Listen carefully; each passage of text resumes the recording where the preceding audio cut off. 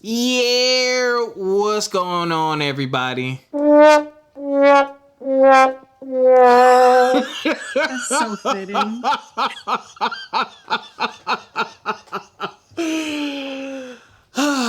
We're back. I'm Rob, your host of From My Experience podcast, back with the co-hostess with the mostest, Ericca. What's going on? Doing the best I can with what I got. All right, I'm gonna preface this show, y'all. To be a thou wow, I already posted on social media. We're gonna talk about the Katt Williams interview on Club Shay Shay. And, you know, what the bigger point that I pull from that is basically watch the people around you, which are basically the topics, right? And I had... gotta call you back. Oh. Don't do that. Being aware of the type of people you have around you is what I said verbatim. But y'all, I ain't gonna lie. I'm in a bit of I'll be a little bit transparent. I'm in a... Why are you looking like that? A little bit. I'm in an emotional, very vulnerable, weird state right now because some good things have been happening and it has caused an emotional stir up. If you know me, I'm not a highly emotional person. I'm very like logical, A, B, C, D, put this thing together. I think over the years of relationships and just like when you put your all into something that doesn't work, perhaps subconsciously I've created a defense mechanism of just pushing my feelings back. Not that I don't fully acknowledge them. I'm aware of them, but right now I feel like they are on the surface. I literally haven't felt the way I feel right now in probably about 5 or 6 years. Like, it was to the point to where I have a personal blog and I wrote on my personal blog for like the first time in like 3 or 4 years because I had to get these feelings out. I had to make sense of it because like my logic went out the window and my feelings were kind of like and I couldn't turn that shit off, yo. So I was like, hold up, what can we do? This is getting a little out of hand. So now that I've written them and I've read my blog like 2 or 3 times, I'm like, okay, we've made sense of this. So I'm still kind of in a weird place. I don't have the energy I would normally have. Ericca, I'll let you tell them about what you got going on. Man, it's that man. It's been a whirlwind of a week. It's only Wednesday though.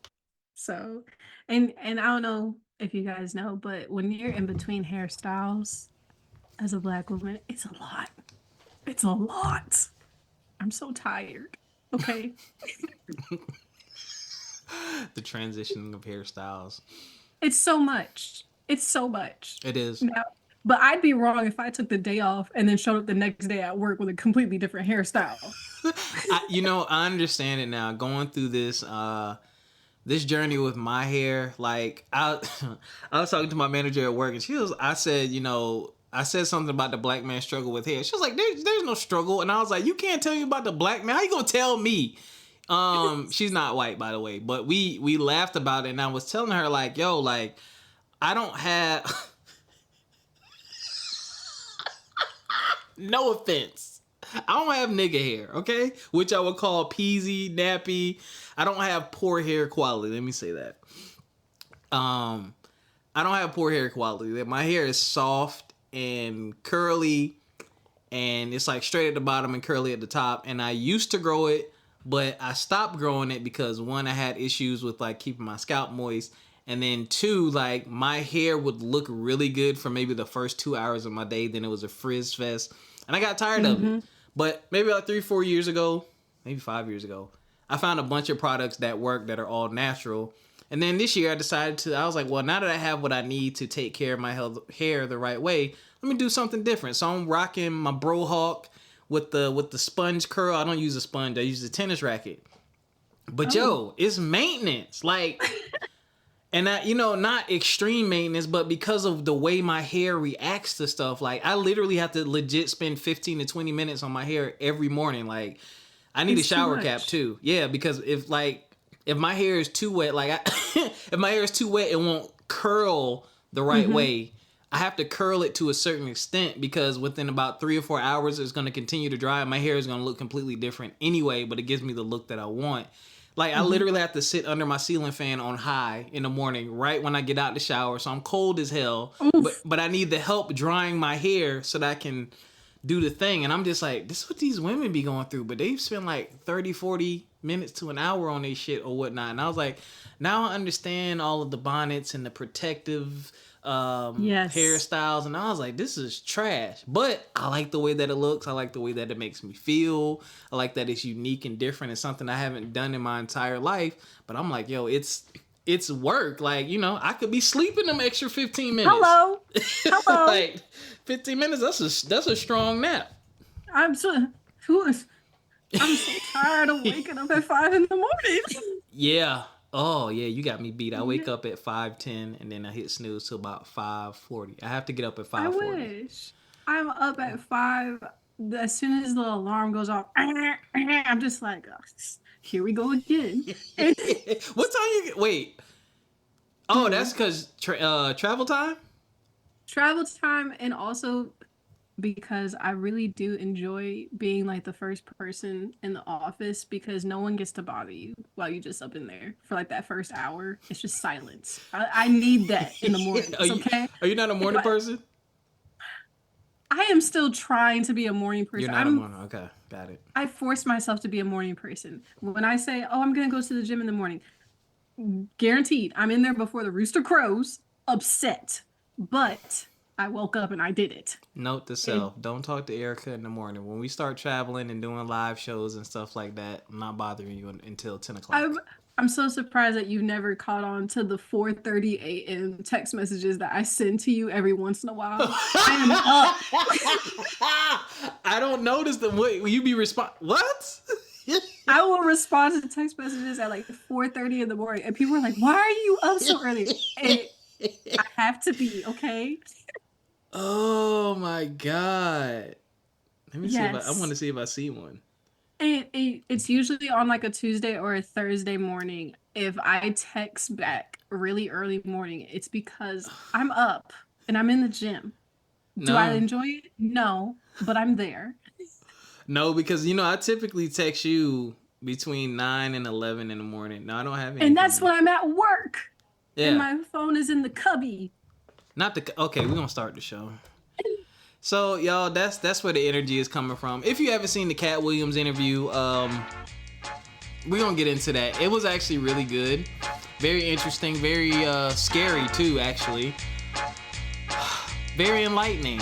Yeah, but we're gonna get into some things today. Hope y'all doing all right out there. You already know how we doing. That was our little recap convo with one another. Hump day. Yes, it is hump day. Where's my drop? I'll be damned. I'll be damned.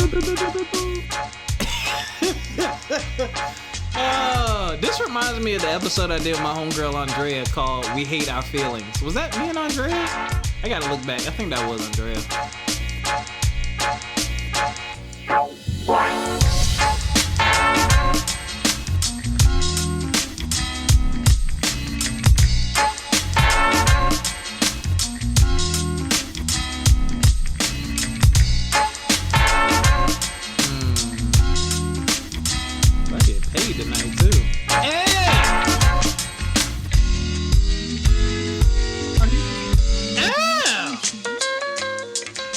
I got paid. I said I got paid tonight. Well, sorry. I'm into the music. You just remind me the time she do.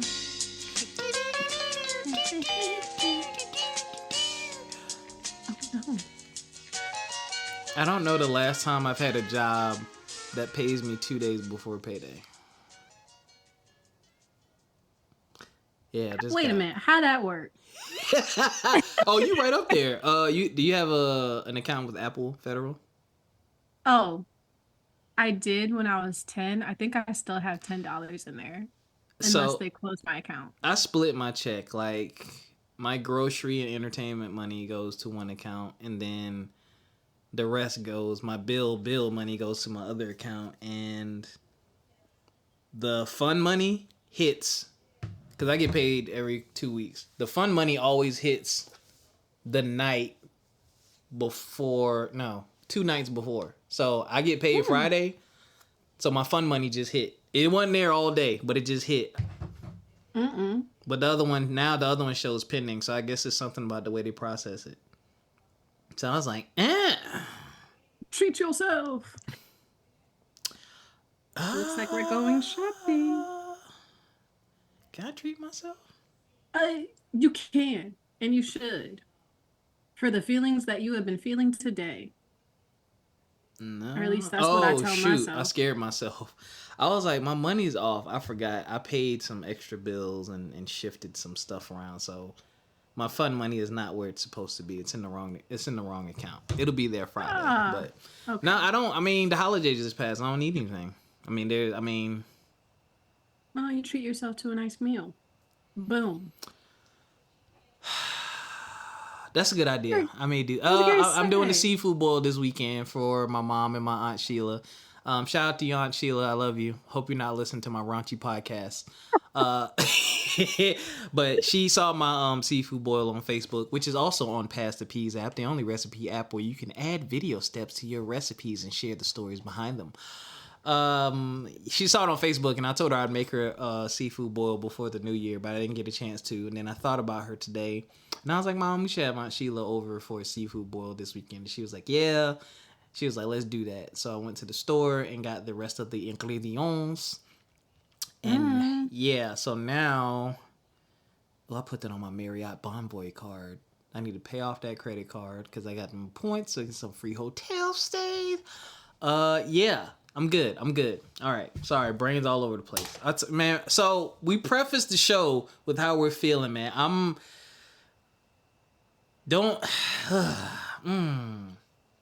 And then when you send them that text message, because it's like, yo, I got to get this off my chest, and then they don't text you back. Yeah. And in my head is the scene from SpongeBob where it's in his brain, and it's like all like the 5011 SpongeBob's running wild, his brain on fire. That's exactly how I feel. Yeah, I hate it. Just internally screaming. I hate it because I know I'll feel better once I say everything I need to say, and I can just keep moving. It's just the buildup. The buildup is so of it trash. All. And then what you expect them to because you're trying to the part that's hard is like when you're trying to think about what they may be thinking. And then you overthink what you did, and you're thinking, how did they receive? Like, there's so many things. Next thing you know, you anxious, you antsy, and when you do get that text, you don't want to look at it. So. All right, look at me seeing if they online. Got it bad. See, I don't have the social media, so I can't even do that, and I'm glad I don't. I'll feel better in the morning regardless. All right. No headlines today, y'all. It's been that kind of week. And this was actually very draining. We'll start with the Club Shay. This is just one topic. So if you've been under a rock, you don't know, Katt Williams did an interview on Club Shay Shay, which is Shannon Sharp's podcast. And he basically told his truth, or some people are calling the truth. In particular, he called out Ricky Smiley for lying about some things. He called out Cedric the Entertainer for stealing jokes. He called out Steve Harvey for stealing jokes and a TV show from Mark Curry. He called out Harvey Weinstein. He claims Kevin Hart is a plant. I know I'm going down the whole list. But I'm doing this for a reason. He called out Michael Blackson a little bit. He said he's the one that told Michael Blackson to start dressing better, and then he did, and his life got better. He referred to Chris Tucker as the Epstein Island version of Chris Tucker. I don't know what was up with that because they were talking about the Friday movie. And he called Jonathan Majors ugly. So yeah, he did. He did. So basically. He mentioned Trick Daddy years ago, and Trick Daddy I missed that. back. He basically said something about Trick Daddy having a restaurant, And now Trick Daddy is waiting until now to respond about it. He did. How did I miss that? Was that near the end? Maybe. That might have been near the end because like near like the last 20 minutes, I was kind of like, okay. So I say all that to say he did tell his truth, and I'll say his truth, because we'll never know, right? We weren't there. But he really unloaded, I would say 85% of that within the first 30 minutes. The rest of the interview was actually quite compelling, talking about his upbringing and how he was a child prodigy and all of these things, man, and how he left home at 13. And yeah, so the first point I want to touch on is that stood out to me, and it wasn't even about the interview. When these clips came out about him talking about Ricky Smiley complaining that he was supposed to play, what was his name? Money Mike? Mm-hmm. He's supposed to play Money Mike and Friday. There's a clip about him saying Steve Harvey's hair was a man unit. He never had that immaculate fade that we saw growing up that was fake. He stole jokes from Mark Curry. He stole his show. What the hell was the show called? Was it called The Steve Harvey Show? I think it was. Mark Curry had Hanging with Mr. Cooper. That's when I was a kid. That was like one of my after school shows. I really don't remember it, but I am a little curious to go back. I might be curious enough to go back and look at it and then look at the Steve Harvey Show and compare. I remember the Steve Harvey Show much better because I was older when that came out. But he claims Steve Harvey stole that whole concept from him. He said Cedric the Entertainer stole his best closing joke. And what I found interesting, and he said Kevin Hart's an industry plant because he popped up in Hollywood, and after a year he had like some of the biggest deals ever, but he was only on the East Coast, and now he just pops up on the West Coast, and he made it. He was like, no, they put him there. Like, he didn't earn that. They put him there. I say all that to say I was highly disappointed in... I was probably more surprised than I should have been, but I was highly disappointed in some of the people I follow on social media, only because all these people I just named, I would venture to say, outside of Steve Harvey and his divorce rumors and Kevin Hart's fiascos with cheating and yeah, really that was it. I ain't heard nothing negative about these people in like years. Outside of that, like years. Like I don't see people bashing them. I see people reposting their clips and stuff like that. I even like repost Steve Harvey stuff. I think he's very inspirational despite what may or may not be true. But when these clips came out, people took Katt Williams' word as gospel. I knew it. Let's piecing together clips and blah, blah. And I'm just like, tell me how you really feel. Why? It felt like, it looked like projected deep hatred for these figures. And I'm like, for why? What did these people ever egregiously do to you or your community to make you have these feelings? I'm just trying to interpret it. I'm like, where's this bash session coming from? Like, and like the common sense thing. Like, I don't know if it's true or not, but like, just because someone has you on film doing something before you see me on film doing something that's the same or similar doesn't mean I took it from you. It just means you were on film doing it first. I could have did that 5 years ago in the club before all this stuff was popular with film and everything. And you could have sold it for me. So it's like the basis of people thinking that he's telling the absolute truth and just agreeing with him was wild to me. And I saw quite a few people. I was like, yeah, no, I can't have an intellectual conversation with your ass. That was the biggest shocker to me, was like everyone just automatically, I knew it, he the truth, and blah, blah. I'm like, hey? Not saying that he's lying. I'm still on, I don't know. Does some of it look fishy? Yeah. Was he a convincing storyteller? I watched the whole interview. Yeah. But the reality is, nigga, I don't know. Ericca, I'll let you go before we continue down this road. I mean, I felt the same way. I was more of a, I don't know if it's true, if it's not, because I was in the room, and half of the beef goes back before I was The even beef. born. They was beefing before you was born with my old ass.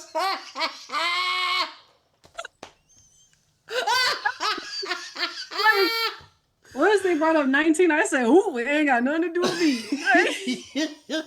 I wasn't Wait, even what a year were you thought. born? 2000. I was in ninth grade. Damn! And that's why I was like, I wasn't even a thought. I wasn't even an atom. I wasn't even a thing. God. So that's why I was just like, I don't know what is true, what it's not. I know that Katt spoke his truth. I know that he came on the show, and especially Shay Shay, his show, because a majority of all the comedians were on that show previously, and he wanted to clear the air. And that's what he said within the first 5 minutes. Yes. And as soon as he sat down, he started just lighting it off on everybody. Yes. But it was definitely that, and also just seeing the uproar, and like you said, with people just, I feel like a lot of people on social media in that sense, where Ooh, that they don't think for themselves, it's that they've had a bone to pick with someone for a minute. They're just waiting for the green light to go. Oh, you're freezing. Is that my internet or you're freeze? You're froze. Oh my gosh. We have not had a freeze on this podcast in years. I wonder if it's me. Is it me? Oh, it is me. Onto something with Steve Harvey. Hold up. We having connection issues. What the hell? Oh, this whole time I was like, why is he looking at me like that? Yeah, I'm looking at my. Okay, there we go. So you were saying, go back to the part where you said people had for years had a bone to pick. Yes, people have a bone to pick, but they wait for a green light, basically, for the masses to be like, yes, we're gonna go after this person, basically. And I have like celebrities that I may or may not like, but also who am I? Because I do not know these people at the end of the day. But I'm not gonna wait for the masses to then jump on and be like, yeah, she the worst person ever. Like, I'm not gonna do all that, basically. Right. But I mean, Katt spoke his truth. We don't know anything. You see it all the time on social media too, especially. I mean, pick a celebrity every day. There's something going on where people are waiting for a green light to talk about them. I mean, it just happened to oh my goodness, I'm gonna forget her name that quickly. It just and her real name's Courtney. She's a singer. Yeah, Ari Lennox. Oh, yeah. Ari Lennox. Yeah, where she's in the media talking about the tour, and then all of a sudden here's all these people out the woodwork hating on her. And it's like, you had an issue with her from the get-go. Why are you waiting for something to happen to then say it? But yeah. I'm going to say that I've said this before, and I don't know who took this in, who didn't, but I will say this again and again. We do not know these people. We only see what they give us, okay? These people are entertainers. These people make a living off of being seen in the words that they use in the businesses that they run, and all publicity is good publicity for them. I don't put anything past anybody that's a celebrity. We don't know if this whole thing was cooked up. We don't know, right?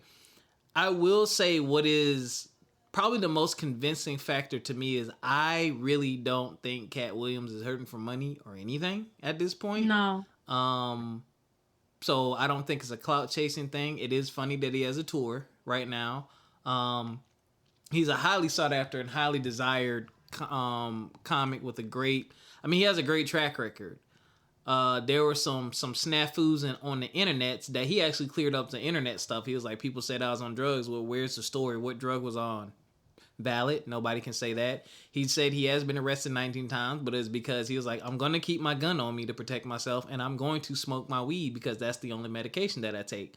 Well, valid. And every time he got locked up, he got out. And it usually was something small. And I can't understand that. If I'm a multimillionaire, but I'm a down-to-earth dude and I like to be around and out and about, Because he said when he goes to his city to do a show, he hangs out in the city. He wants to be able to do he says like the first 15 minutes of his routine is like, let me tell you about what it's like being in your city. So a lot of what he said did make sense. Some of the stuff did look like it matched up, but I wasn't really invested in that. I was really invested on just looking at like what people were thinking, what people were saying. But honestly, the most intriguing part was his life story. Like when he got to that part talking about how he said his parents were missionaries, and they were like, were they missionaries or Jehovah's Witness? Missionaries. Jehovah. What did he say? Hold on, I got my notes. Let me not be crass. Parents were missionaries. He said he was accepted to college at 7. Yeah.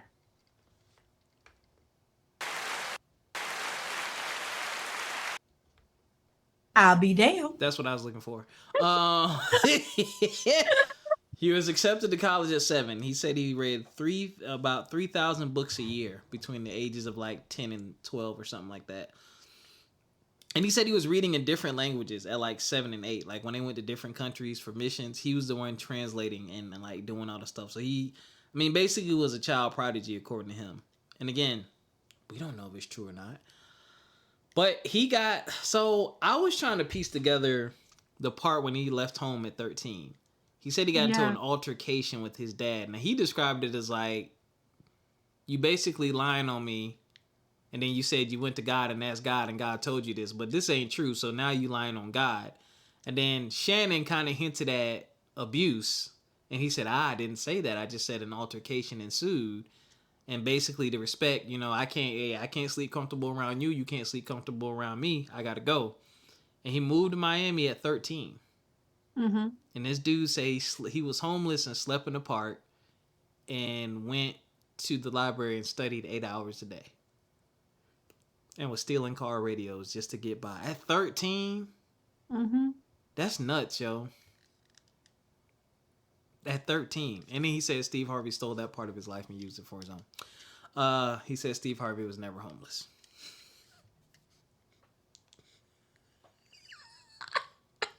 That's wild, yo. Stealing the homeless part of somebody's life and putting it... If that's true. Yo. Oh, my God. Yeah, so... And then he just kind of talked about his love for comedy. And this is where I could see the separation. One thing Katt did is kind of like what happens in hip hop, how he wants to be the best or believes he's one of the best. And it's because he works hard. I think how many specials? I think he said he had 19 specials or something like that. He's in the teens with specials. And he writes all his own material. And he works on these things, and he talked about how some of these bigger people don't write their own stuff, or they're stealing jokes, or they don't work hard. They do the same routine for 5-6 years. Mm-hmm. And I thought that was dope, and that really gave more credence to the conversation, because I wouldn't say he's bitter because financially he's on their level, I would think, but it's different. Because he talks about basically how they sold their souls to get to where they are. And he was like, I'm putting in the work as a comedian. I'm doing all the things. I'm paying my dues. I'm writing my jokes. Y'all not even doing that, but y'all on this high pedestal. Y'all lied, stole, and did whatever to get on these platforms. And y'all not even putting in the work. It's almost like he don't look at them as comedians. And he don't really think they funny either. Mm-hmm. So I thought that was a very interesting beef there. Yeah. What stood out to you the most about the interview? I think I took down a couple of notes of like gathering themes, basically. Definitely about knowing how to check your ego at the door. Ooh. Is when kind of one of the themes that he was basically saying about like these people. It's like you want to be the top of the top, you want to be the best, but you're not studying and trying to work on your craft at all, basically. And he said that that's what he wanted to understand growing up the comedians, why they were funny. How did they get to be like that? He really wanted to take the time to develop his craft. And he says that he decides to sit down and he writes and he writes and he writes because of that. And if he could write an hour and a half worth of a show, then he'll sit down and he'll do it. And I feel like that goes with a lot of athletes, like you said, wanting to be the best of the best. And it's, I guess, for people who are very competitive, and he mentioned that he was very competitive too. For people who are very competitive, and then to see someone just not apply at the same effort that you're doing, and for them to still succeed and win, or to get better than you, I guess it definitely does hurt. Yeah. It definitely does sting a little bit. So I guess that's also, I don't want to put words in his mouth or anything like that, but you can kind of see where that is the resentment right there, basically. Yeah, I feel you on that. Especially in your own career field. Yeah. Yeah, it's like, I think he resents the fact that there are harder working comedians that should be in those positions. Yes. Because, I mean, he's in, like, the dude, I mean, he's been in a ton of movies. I didn't know he did all that stuff. I don't really follow him. I don't follow a lot of comedians anyway. And a lot of comedians I don't find funny anyway. And that doesn't mean that, to me, that doesn't mean that they're not funny. They're just not funny to me. And you definitely pointed out a cool thing that I learned about him is how he not only studied other comedians to figure out why they were funny, but he made sure to cater his shows so that he can make anybody of any demographic laugh. Like, he knew how to cater to different demographics of people depending on, so no matter what crowd you put in front of him, he was adaptable. And I think that is super dope. And I think all comedians should do that because everybody money is green at the end of the day. Yeah. You know what I'm saying? And that's why he can do such a huge tour. He's doing, how many cities he doing? 100 and something? Yeah. He's doing like 100. It's a big tour. It's a big tour. It's like 119 cities or some shit like that. That sounds familiar. I was like, yo, you're wildin', buddy. But the bread he about to get. Yeah, he said he had a list of 300 comics that he needed to be better than. This mug had like the ultimate list. What other notes you got? What other themes did you come up with? And just to say one more on that part and then I'll move on. Okay. Is he has a quote and I had to write it down where he said winners are not allowed to let losers rewrite history. Yeah. Because they were given a platform to lie is what Katt was saying.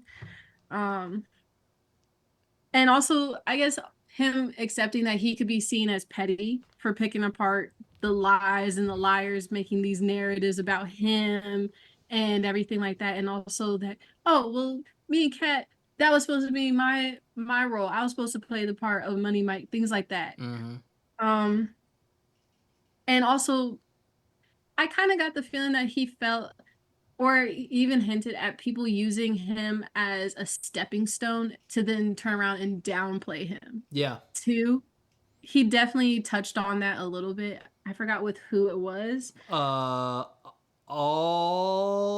of It was Steve Harvey for sure, because he said Steve Harvey stopped comedy because he had like a comedy battle with him or something. And he tore his ass up apparently, and that was the last time Steve performed because he exposed the fact that Steve was actually bald. I don't know the timeline on that, but that was that. Cedric came to his show, he said, and congratulated him, told him his last joke was dope, then he took his joke. Kevin Hart did bring him up on the Breakfast Club in an interview and said, hey, he chose drugs.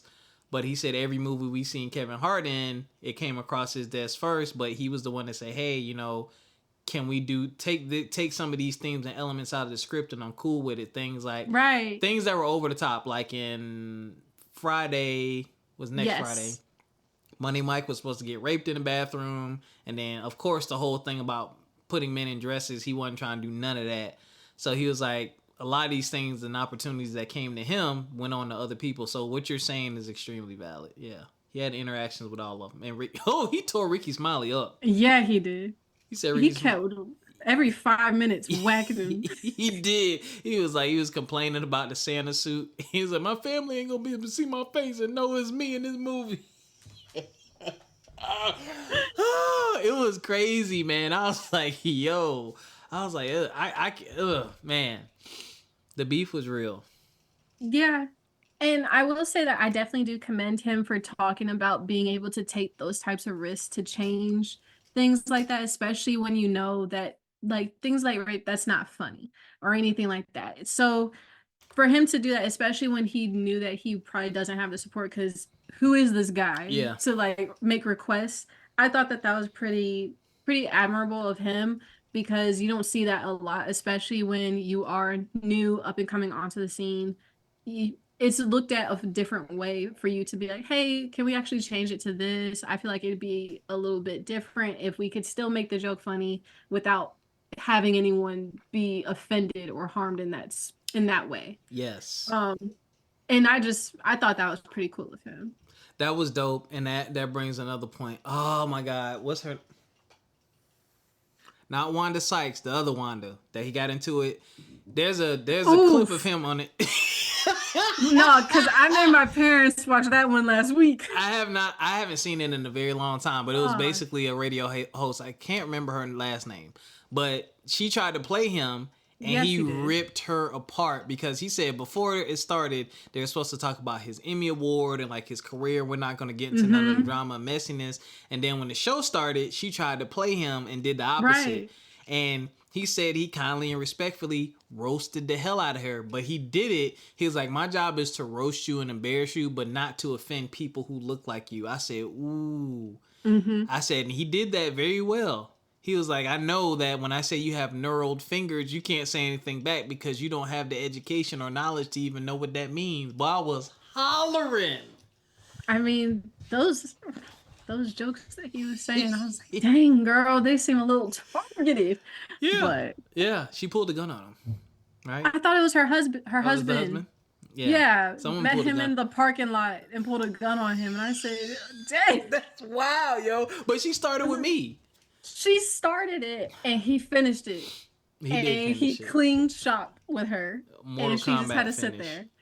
I was like, dang, girl. She had to you had to clock out and cry in the bathroom. Fam, I laughed so hard at that. But yeah. So, I'm going to give y'all a theme that I saw.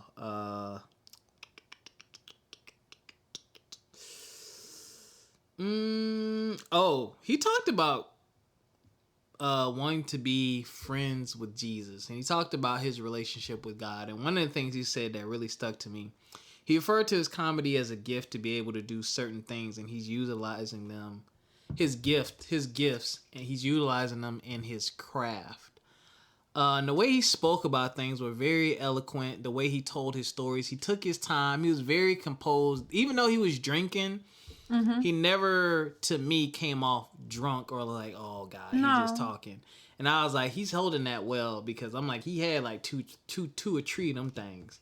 And I was like, he is holding it well, because I'd have been like, all right, we need to end this. And he took his time, man. Like, he took his time. He thought about his responses. He wasn't just blurting stuff out. And he was very composed. And you can this is one thing I can tell. Well, I will say I think I can tell, because again, even if all that stuff isn't true, he has been through some hard times. He talked about how on Friday before the movie, he found out he had a tumor in his jaw, which I wish Shannon would have went deeper into that, because I was like, wait, what? Like, was this life-threatening? And then he said his son was holding his necklace and dropped it and broke his 2 front teeth. And he didn't have money to get any of that stuff taken care of. And he got this one shot with this movie. And then back to your point, you know, you need this money. You need this role. You need this to work. But you still go in there and say, hey, if this is true, because my Ice Cube did respond. But he said he made changes to the character, to the wardrobe, to the mannerisms. Like, he basically wrote the lines too. He said he wrote the lines for Money Mike and all that. That's a big risk when you're unknown. You know, when someone can just pluck another comedian. But he did that. So I found a lot of those elements very intriguing. And I'll definitely say with him talking about his upbringing and especially being 13 years old and deciding you're going to move to Florida and just getting in the back of a semi truck, Yeah. that's just one crazy to me, but also was basically him saying, "Where's my notes?" That's kind of like the Yes, norm. where he said, "There's no such thing as not being afraid," Yeah.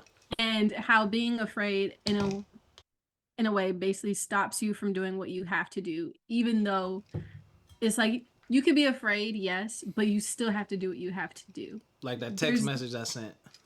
yeah.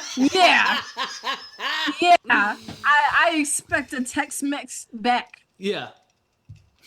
See, I said that all crazy. Text message. You hungry, yo? No, we got you though. You right. I think that was dope. Hitchhiking was a big thing. That was before your time, before my time. But yeah, that was, you would see that all the time in the movies. I would see hitchhikers when I was growing up. Like we were going road trips. It was very normal to see hitchhikers, but we also didn't have access to the information that we have today, and we also weren't, the murder rate and all that stuff was very. The world was a very, very, very different. Very, very, very, very, very, very, very, very different place when I was growing up from when you were growing up. I mean, yeah, I'm talking about, I go outside, and I lived in a big neighborhood, and I used to go outside at 4 p.m. and my mom would just be like, "Be back when the street lights come on." Like, and I'm like 8, 9 years old, and I'm talking about my neighborhood was huge. Like I could go probably 15. Maybe I could go within a 15 to 20 minute walk from my house and still be in my neighborhood. Like, that's how big my neighborhood is. And I mean, you're talking the era with no cell phones, no nothing. Yeah. It just seemed to be a much safer world. That's crazy. But mine was, you get to ride your bike across the street to the fire hydrant, and that's it. I need to be able to see you. Mm-hmm. Then I got the Philly, and I got that cell phone from my pops. Thought I was doing something. I used to have to call and check in. Hello, the LG Cosmo. Love that little slide for the keyboard. Wow, that LG Cosmo. I ain't doing this with you. Let me make sure I didn't miss another good point before we get to.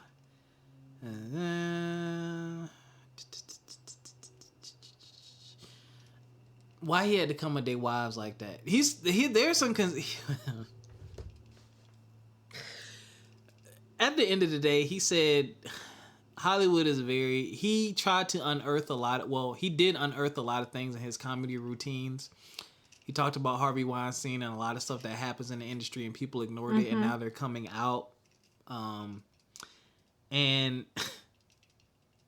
ain't gonna talk about the women like that, but he said certain men end up with a certain template of wife that you never hear from in any interview or nothing. He was like, it's like the part of the package. We're going to give you all this money, all these big roles, and you're going to get this wife. And you're going to sit here and do what we tell you, and we can take it away whenever we feel like it. Jonathan Majors.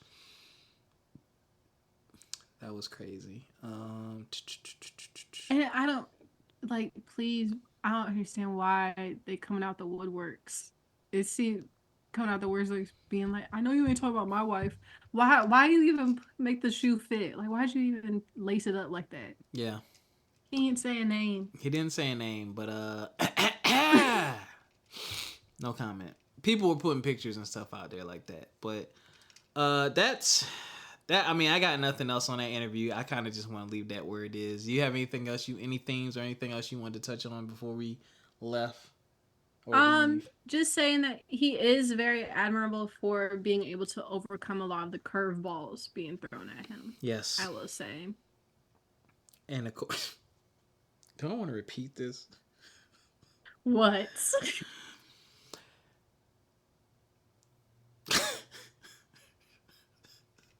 He said he wanted to make it to where he is today without having to perform any lewd sexual acts or have any lewd sexual acts performed upon him, and he has succeeded in that. I'll leave it at that. Yeah. Yeah, I laughed at that. So, honestly, it was a good listen. Shout out to Shannon Sharp. He's catching a lot of flack. People are People are ooh, I got a gem for y'all. People are coming at his neck for He the never interview. said he was a journalist. Well, he never said he was a journalist, but I don't understand. Well,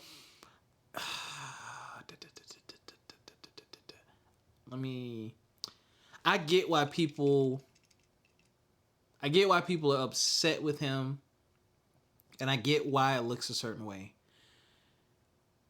But people aren't taking a step back. It looks a certain way because, dang, how you gonna have all these brothers on here give all these cool stories, everyone's peaceful, cool, and then you let another guy come on and talk about all these people you just had on your show. But you gotta remember, he not friends with these people. These are people he's interviewing as guests on his show. And as someone who has done multiple interviews, we need to count how many interviews we've done. I've been trying to. It's a lot. What number you at? I'm still in 2021. I venture to say I've interviewed at least 50 to 60 people. And you got to set the tone for how you want things to go. I expect people to speak their mind on Shannon Sharp's show. The end. That's the tone he has set. That's what you get. This show, we're a bit more tame. We pre-screen things. I think there's maybe one interview that I never aired. And it wasn't that it was a bad interview. And she's dope. She's cool, but she's a comedian and she told some jokes. And I did laugh at the jokes. But I'm like, this might get me canceled and get her canceled. But she's a comedian. And I was like, I don't think this is a good idea. So I never put it out. But with him, I don't understand why he's getting the flack.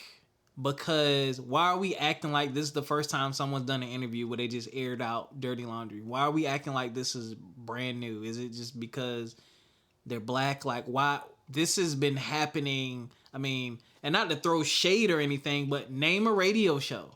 Have y'all watched The Breakfast Club?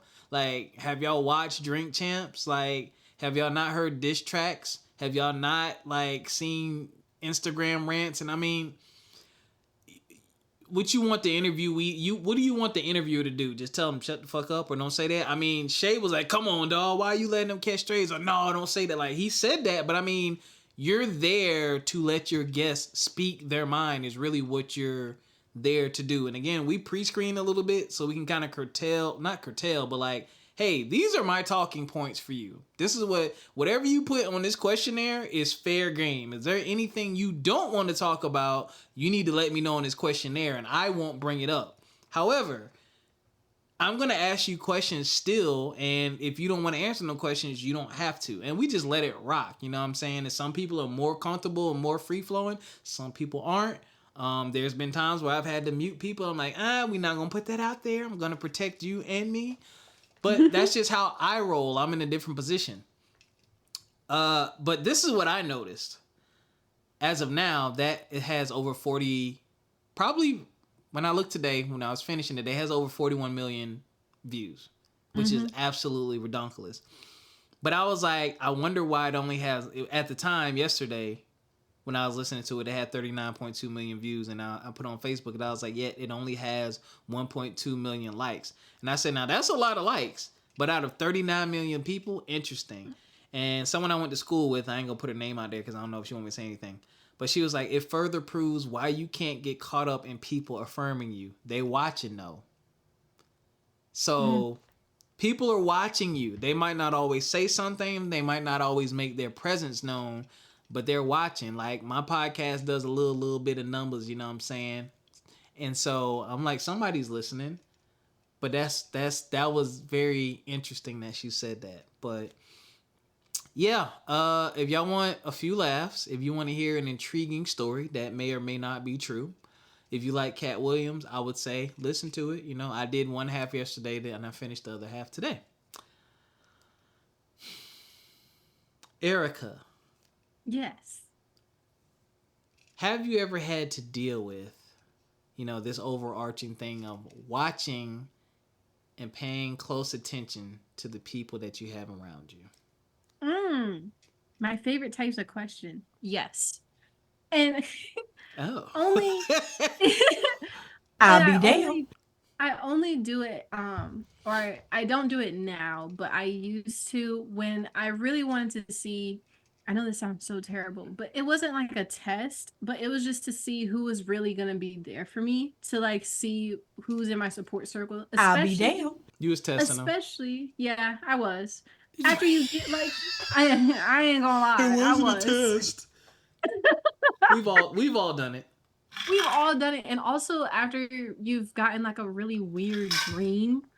You know, like when you wake up from those like weird cryptic dreams. Nope, I'm and you done. gotta I'm go done. I'll be damned. I'll be damned. I'm I'll just be saying. damned. I done had a girlfriend get mad at me because of a dream. Go ahead. But I'm saying, like, sometimes where it's like the same theme keeps happening in the dream, and I'm just like, okay, I need to step back and I need to see. I'm like, which one of you is not really here for me? But I think that's around the only time, and even then, like having talked with like my parents growing up about stuff like that, trying to figure out like who's actually there for you in your support circle, and who's gonna talk about you once you leave the room, type of thing. Yes. So I will say, it definitely sucks to find out who's there for you and who's yes, not when you actually need them. exactly. Exactly. That happened to me. Yes. I found out real quick. It happened a lot in high school. I wasn't as surprised as I thought. High school. Ugh. You know what Oh, my thing froze. Oh, are you still frozen? No. Oh, you didn't freeze on me. What you were saying, you know, so watching the people that you have around you. So to Katt Williams' point, one thing, presuming he's telling the truth, he was sure of himself. Mm-hmm. Like, you gotta be pretty damn sure of yourself to leave the house at 13. Yeah. So that's one thing you need to do if you haven't done. You need to be sure of yourself, because when you're sure of yourself, then it makes it easier to determine how people are truly treating you according to how you see yourself. Because if you see yourself a certain way, you present yourself a certain way, and you're letting people know, I am this way, and they aren't treating you accordingly, there you go. Because if you all over the place with it, you might not even be able to tell that someone's treating you like trash and not respecting you. So having that self-worth and that value goes a long way. Kind of like he had, Katt Williams had his morals and values intact. He knew what time it was when he got ready to try to go blow up. So he was like, all right, this is what we ain't doing, and we ain't doing this. And then now he's talking about all these people around him in the same realm as him, because we're going to cross paths, right, that are doing these nasty, ungodly things according to him. Him and Ludacris got invited to an Illuminati meeting according to him. That was wild. Total Ludacris couldn't have no sideburns. I'll be damned. I'll be damned. Yo, the Illuminati telling Ludacris he can't have them sideburns no more is nuts, yo. Oh, I laughed at that too hard. I lost my train of thought. Oh, yeah, but people around you doing these things. So, you do definitely need to know who's around you. You will be tested as a friend. I have been put in some very uncomfortable and vulnerable situations for friends. And I've come to realize that if someone, for me, right, if someone is truly your friend and they know you, they're not going to put you at risk or put you in do things to put you in these precarious positions. Exactly. Like, if you got a homeboy, and now it doesn't mean y'all have to be just alike. Like, let's say I got a homeboy that's in the streets, and I ain't about that life, but I'm in college. If he about to ride out and do a drive-by or do a robbery or do a drug deal, he shouldn't be calling my phone. Because he know that that's not my world. You shouldn't be dragging someone, even if y'all are friends, you shouldn't be dragging someone into that world when you know, yo, that's not you. Like how like the guys are like in the hood, had the basketball star kid, like, nah, dog, you need to go in the house. Like, you need to hit them books. Like, you don't need to be out here on the block with us. Like, that type of deal. But some people don't care about that. Mm-hmm. Like, I've been in situations where I've wanted to call certain people for certain things and to do certain things, but I'm like, nah, I don't want to drag them into this world or this part of life. Like, no, I got other people I can call for that get that understand the risk, that'll ride out and do this type of thing. So Right. that's a line of respect. But you also need to know who's pouring into you and who only wants you to pour into them and they don't ever give anything back.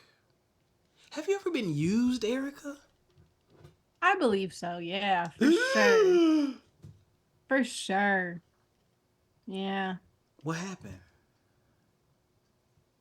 Just being that support, I guess, in that sense. And also because sometimes when I'm friendships and relationships, if I truly, really do care about somebody, I will kind of almost like you say, like my feelings will come a little bit after theirs will. And if there's ever a conflict or anything, I won't really address it because I'm just like, it's not necessary because it's like, I don't want to riff because I'm always thinking of that person's feelings.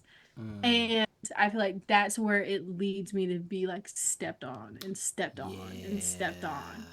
And then also like when I'm like, oh my gosh, do you want my help? I could definitely help. And like bending over backwards, dropping everything and running to help someone or be there for them. And then, I mean, who was there for me? I was just sitting here, me and my cat. Yeah. Sitting here feeding my... Yo, yeah, so... Like she right here. You just said a really dope thing. I've learned to... what's the word I'm looking for? Life has shown me that I cannot expect people to show up in the capacity that I show up for them. Yeah. People will only give you as much as they can give you and as much as they are comfortable with giving you. And that's okay. So that also lets me know when it comes to this Rob energy and these resources and stuff that I have, I limit that now. Because if I look at you and I'm like, okay, you have the capacity to quote unquote do more for me or be play a bigger role in certain things, but you are choosing not to. Versus you don't have the capacity and you can't. You could, but you're choosing not to. Then I need to make some adjustments because it needs to be reciprocal. The relationship needs to be reciprocal, not equal, but reciprocal. Like you should be trying to give as good as you get, in my opinion. But another thing y'all really need to think about when it comes to the people around you is what type of influence are they having on you? Are you still on your P's and Q's? Or are you noticing that you're slacking off and not doing certain things that you said you wanted to do or that you should be doing? Because that happens too, man. We are highly influential people. The Katt Williams interview showed that. Like, he came out blasting out all of y'all. That's what we doing this year. We putting everybody on blast. We telling the truth. We blah, blah, blah. Why does it take someone you don't even know by the name of Katt Williams to out a bunch of people where you don't even know if it's true for you to have that type of energy? You wasn't on that type of energy last year. You wasn't on that type of energy the year before that. You wasn't on that type of energy the year before that. And if you are low-key talking trash about people in your life who may have done similar things to you, clearly they still around in your life and you sending subs instead of reaching them directly. So what does that say about you? Here, world, where did it do? Here, world. I'm just saying. If you're going to be on your P's and Q's, be on your P's and Q's all the time. Now, if someone sparks an idea or inspires you, that's different. But they shouldn't make up your mind for you, if that makes sense. But I saw a lot of that. But, I mean, I digress. Ericca, that's all I got on that topic, man. That's all I got. That's all I got, okay? That's all I got. You got anything else? That's all I got. Well, that's all I got. All right, we're going to give the message to the brothers. Right on, brothers. I still need to record that.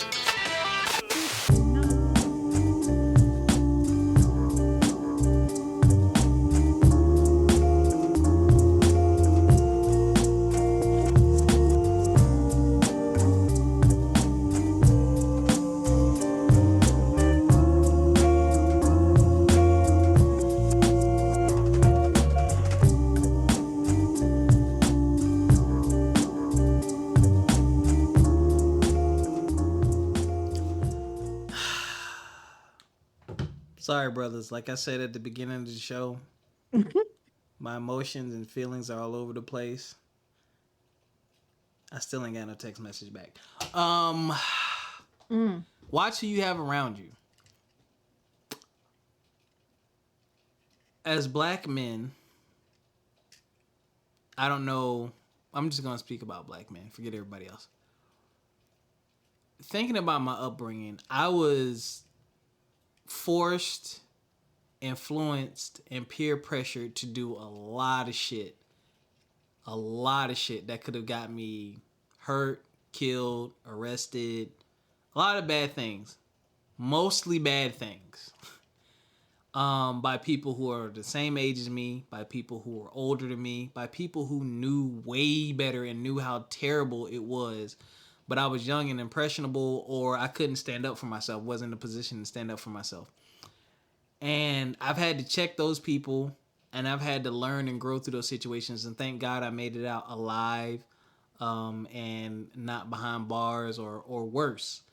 So when I say be mindful about who is around you, truly be mindful. Do these people truly have your best interests at heart? Do you cringe when they call or text you? Do you hate when they come over? Do you always try to find a reason or excuse to get away from them? Or do you feel inspired or motivated when you're around them? Do you find yourself wanting more conversations with them to build? Do you find that y'all have commonalities and similarities in that, you know, y'all want to grow a business, or I don't know, have play dates with the kids, or exchange philosophies about marriage and life and work or whatnot? Like, really take a time to analyze those relationships, because one of the things I always talk about on here is your ability and your power to choose. You get to choose all of this stuff. Like, I don't like, we have to break this thing of these fake obligations. Like, people try to make you feel like you're obligated to them, like y'all married, or like there's like a legally binding contract. It's not. I'm sorry for the language, but you can tell anybody in your life to fuck off, regardless of familiar relations or friends. You really can, especially if they're not doing what they should be doing by you. Like, you have that right, and you can tell them to kiss your ass when it comes to that guilt trip they're going to try to put you on. And they want to put you on that guilt trip because they know that severing that relationship means that you gain and they lose. You were the asset. They were the liability. So when you cut off them liabilities, they want to make you feel it and feel bad and feel hurt. Nah, that same effort and energy I was putting into you old liability, I'm putting it into myself. Or I'm pouring into my friends who are assets to me. That's what we doing this year, okay? Be mindful. Be careful. If you got to check some people, check them. If you want to hold on to somebody, check them. Hey, man, look, this how this friendship been going. This how this friendship been rolling. Or this relationship been rolling. Whatever level of relationship, not just romantic ones. Listen, this is what I need from now on. Like, we not doing this no more. We can do this. We can do this. We can do this. This other stuff, we not doing that no more. If that's all you want from me, or if that's all you have to offer, we got to go our separate ways. It is what it is. And it's nothing personal, but I got to do what's best for me. The end. I'll be damned. Mic drop. Mic drop. And ladies and gentlemen, that was episode 301 of From My Experience podcast. Sorry we weren't on 100 today, but we did drop some gems and we gave y'all some good stuff, you know what I'm saying? But yeah. It'd be like that. And y'all know we don't ever force content over here, but I ain't want to start the new year off slack. I was like 50-50 with canceling, but because Ericca had enough energy to help carry this thing through. I did? Wow. I'll be damned. Because you had enough energy to carry us through, and you gave me we had a nice little personal conversation before the show started. I was like, all right, we can get this done. So we love y'all. Thank y'all for continuing to tune in. Be careful of who you have around you. Don't let the internet tell you how to think and feel, okay? Think and feel for yourself and base this in reality, all right? Until next time, take care of yourselves physically, mentally, and financially. We'll see y'all next time. Peace.